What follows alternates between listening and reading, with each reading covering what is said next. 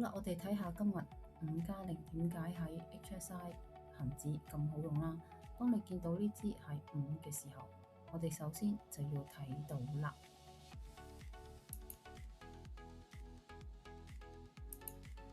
5、4、3、2、1，第0支就係一支反向買入嘅軸嚟㗎啦，得唔得嚇？咁好啦，呢個係日線圖 ，OK。咁啊，通常咧係越大越好嘅，得嚇。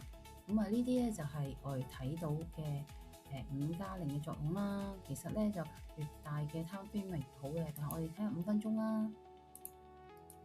好啦，一樣啦，當5啦、4啦、3啦、5、4、3出咗嚟咯喎，2、1、0 ，OK。咁但係呢個咧就做唔到出嚟啦，係咪？咁啊細圖冇咁準嘅喎，睇埋喺度啦，5、4、3 ，OK， 2、1、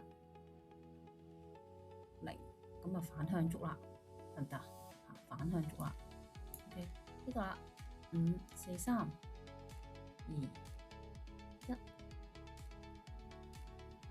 0，又係支反向足啦，得唔得？